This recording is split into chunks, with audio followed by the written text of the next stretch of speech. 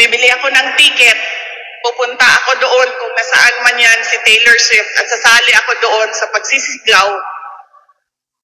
Susuot ko lahat ng Taylor Swift na damit. Magpapalit-palit ako, 3 oras na concert, 3 outfit ang dadalhin ko. So ayan no, so kamusta po mga ka-Streetwise? So ako po si Takero Miyamoto at welcome po sa aking munting channel. So andito na naman po tayo sa aking couch habang pinapanood si Koy. Yung vlogger na walang baba. Hindi, joke lang. Tropa natin yan, no? So ngayon mga kababayan, no? Kasi tuwing ganitong oras talaga, no? Free time ko to. So ito yung mga oras na nanonood po ako ng mga kaibigan natin mga vlogger kung sino yung matapatan ko lang. Okay? Yun nga lang mga kababayan, no? Habang pinapanood ko si Koy, is yung topic niya ulit is yung pagpunta nga po ni Sara Duterte sa Germany para manood nga po ng concert ni Taylor Swift. Yun nga lang mga kababayan, no?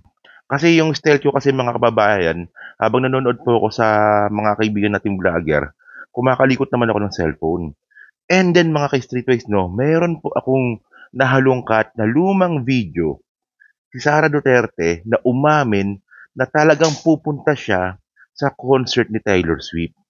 And then ang sinasabi pa nga ni Sara Duterte dito, no, na kung 3 oras daw po yung concert ni Taylor Swift, magkakaroon din daw po siya ng 3 costume at per era. Hindi ko masyadong naintindihan kung ano man yun. Malamang, ang nakakaintindi lang talaga ng sinabi ni Sara Duterte is yung mga Swifties. Yung mga taga-suporta nga po ni Taylor Swift. Okay? So ngayon mga kababayan, no? So bago tayo mapunta dun sa video na nahalungkat natin, so ito dadandaanan lang natin to, no? So nagsalita rin po kasi itong si Montulfo. Okay, so kilala po natin kung sino si Montulfo. So bukod nga po sa kapatid niya, si Erwin Tulfo, tsaka si Ben Tulfo, tsaka si Senador Rapi Tulfo, si Ben Tulfo din po ay appointee po ni Digong. Matalik po na kaibigan ni Montulfo si Digong. Yun nga lang mga kababayan, hindi rin po kasi nakatiis itong si Montulfo at nakapagsalita na rin po regarding po kay Sara Duterte. So, ang sabi nga ni Montulfo dito, yan, pakita ko na lang dyan, sabi niya dito, kahit na anong justification ni Vice President Sara Duterte sa kanyang pag-alis patungong Germany habang binabaha ang kamay nilaan, wala siyang dusot. Totoo naman yon, di ba? Sinabi niya na matagal ng plano niya at ng kanyang pamilya na mag-abroad bago pa man magbaha. Por Diyos, por Santo, napaka-stupidong dahilan yan. Sabi ko mga kababayan, no, hindi lang stupido si Sara Duterte sa dahilan niya na to, matagal na po siyang stupid. So sabi, continue natin kung nasusunog ang bahay ng iyong kapitbahay at kailangan nila ng tulong mo, sasabihin mo ba na may pupuntahan ka at pasensya na lang. Walang malasakit si Inday. Okay? So matindi pong statement to ni Montulfo na kaibigan nga po ni Digong. Okay? And then mga kababayan, no, isa pang nakakatawa dito, si Amy Marcos. Okay? Si Amy Marcos ang unang nagpatunay na talagang ang lakad po talaga ni Sara Duterte sa Germany ay pamilya, personal. At ang nakakatawa dito, no, ang sabi nga ni Amy Marcos dito, na-content ko na to pero walang video, pero ito kasi merong video ito. So sabi ni Amy Marcos dito na matagal na rin pong plano ito ni Sara Duterte at hindi naman daw alam ni Sara Duterte na magbabagyo. Pero meron po akong napansin dito na isang malaking kabulshitan. So ito pakinggan nyo to sabi ni Amy Marcos. Sige. Matagal ng plano yun at hindi naman niya alam na may bagyo, pambihira naman. At nakita naman natin ang unang umaksyon yung OBP. Sa totoo lang, nagkalat na yung mga naka-preposition na pagkain, mga gamot, damit, kinalat na sa iba't ibang lugar. At palagay ko talagang nakatulog naman sila. Ano yung kaya ayaw sa kuning muna si BTC? Hindi ko alam Personal naman yata yun. So yun, no. So narinig niyo yung sinabi ni Amy. Diba? Sobrang laking kabulshitan nun. So paano ko nasabing kabulshitan yun? Kasi sabi ni Amy Marcos sa video, no, na hindi daw alam ni Sara Duterte na magbabagyo. At nakaschedule na rin daw po talaga yung pag-alis nun. Yun nga lang sabi ni Amy Marcos, na kahit hindi nga daw alam ni Sara Duterte na magbabagyo, ay nanguna, sabi niya kasi nanguna ang Office of the Vice President para magbigay ng tulong.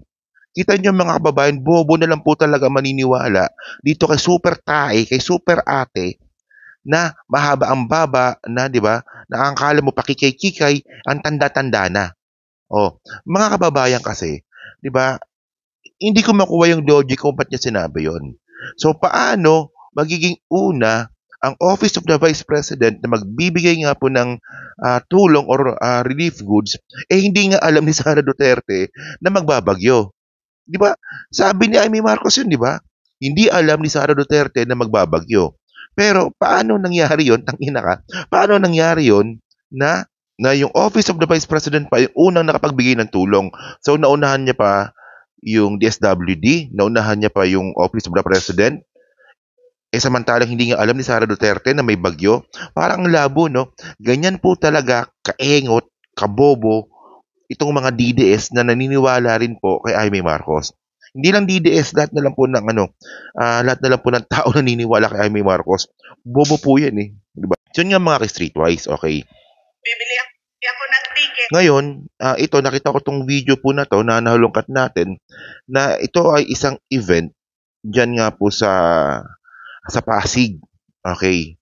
So, nagbigay siya ng parang speech at nabanggit niya nga po doon, plano niya na palang manood ng concert ni Taylor Swift.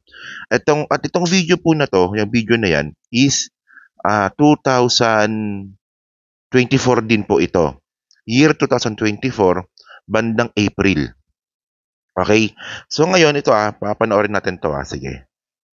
Bibili ako ng ticket.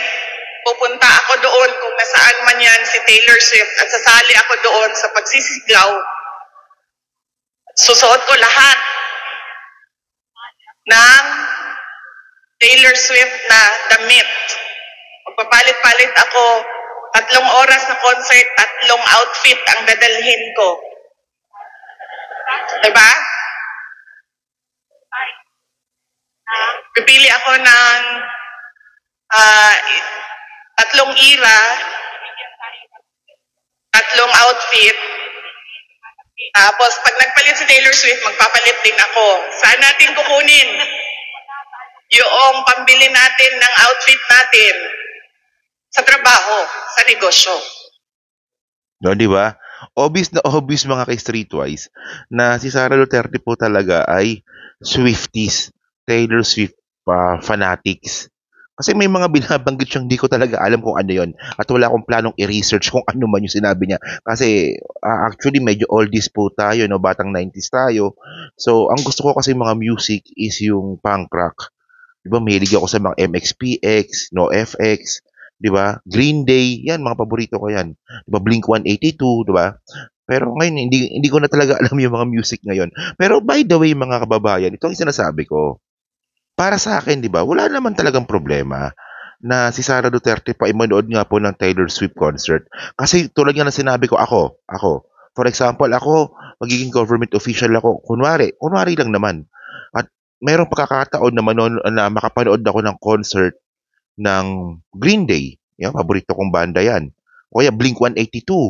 Di ba, paborito ko yan. O kaya, ano pa ba mga paborito ko? Good Charlotte. Di ba, paborito ko rin yan. Gagawa rin ako ng paraan para makapanood po ako ng concert. Pero mga kababayan, magpapaalam ako sa inyo. Di ba? Magpapaalam ako sa mga tao na teka lang, family day muna ako, personal munang lakad to, manonood lang ako ng concert. Natural yun, walang problema dun. Yun nga lang mga kababayan, hanggang ngayon, wala pa rin po tayong update kung saan ba pumunta si Sara Duterte. So ngayon, yung mga sinasabi nga po natin na si Sara Duterte pupunta po sa Germany para manood nga po ng Taylor Swift concert. Ang naging ebidensya lang kasi natin dito mga kababayan, ito mga ganitong klase mga video na talagang si Sara Duterte po ay Taylor Swift fan. And then mga kababayan, sakto din po sa bukas ay meron pong concert si Taylor Swift sa Germany, kung saan nga rin po nandun si Sara Duterte. So, para sa akin, hindi po coincidence yun. At syempre, mga kababayan, kunwari, ako rin ay isang government officials, kunwari lang naman. So, kunwari, meron ako pagkakataon na makapanood ng concert, pero 'pag alam ko rin po na merong sakuna, ika-cancel ko po 'yun. Ka-cancel ko 'yun. Ganyan po talaga kawalang hiya itong si Sara Duterte. Hindi ko talaga makuha yung point ng mga DDS kung bakit patuloy nilang sinusuportahan si Sara Duterte, sobrang immature nga, 'di ba? Nakailang content na tayo dito mga kababayan, kasi medyo naiinis lang po talaga ako na may mga tao pa rin po talaga na gina-justify yung pag-alis nga po ni Sara Duterte habang binabagyo ang Pilipinas. And then meron pa silang mga palusot ngayon na si Sara Duterte daw po ay pumuntang Germany kasi nga daw po ipapagamot daw po yung nanay, si Elizabeth Zimmerman. Pero syempre mga ka-streetwise, wala silang pinapakitang ebidensya or kahit reference man lang. Basta sinabi lang nila, oh, tayo mga kababayan, meron meron tayong reference kung bakit natin sinabi na si Sara Duterte po ay inuna pa ang concert kaysa po tumulong po ngayon sa oras ng sakuna na yan naman po yung pinangako niya nung siya ay naging vice presidente. Okay? 'Di ba? Syempre sinabi ko nga sa inyo, sakto si Taylor Swift po ay nasa Germany ngayon kasama yung mga anak kasi alam naman po natin na yung mga karamihan po talaga ng mga fans ni Taylor Swift ay mga bata. And then itong video po na to na nakita natin na talagang Swifties itong si Sara Duterte. O, di ba? Yun lang yung content natin kasi walang yato si Koy, no? Tignan mo, siya pa rin pinapanood ko ngayon, no? Content niya, mayroon tayong madadagdag dito. So, kuha ko ng simpleng video lang. So ngayon kayo mga kababayan, no? Ano masabi nyo nga po dito sa lumang video po na nahalungkat natin regarding nga po sa pagiging fanatic nga po ni Sara Duterte kay Taylor Swift na wala namang problema. Ang problema lang kasi dito mga kababayan kung paano niya hinandle yung sitwasyon. Itong pangyayari na to mga kababayan, no? Isang simpleng sitwasyon lang to, 'di ba? Na kahit sinong matalinong tao or average ang pag-iisip, alam kung paano i-handle ito. Yun nga lang po si Sara Duterte po talaga, mahina po talaga yung utak. Simpleng bagay lang 'to mga kababayan na dapat ina-handle lang 'to ng maayos. Oh, hindi niya pa nagawa ng matino. So paano pa 'pag naging presidente 'yan?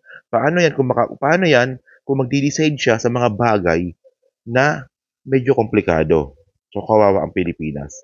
'Di ba kaya kayong mga DDS kayo, tigil-tigilan niyo na itong Sara Duterte movement para maging presidente. Kawawa ang Pilipinas dito. So yun, no. So thank you mga kababayan. So pa-comment lang po sa baba. Diyan po sa team replays, no. So paki-like na rin po ng video po na to para po makatulong po sa algorithms po ng content po na to. So maraming salamat sa inyo lahat. Salamat po. Thank you.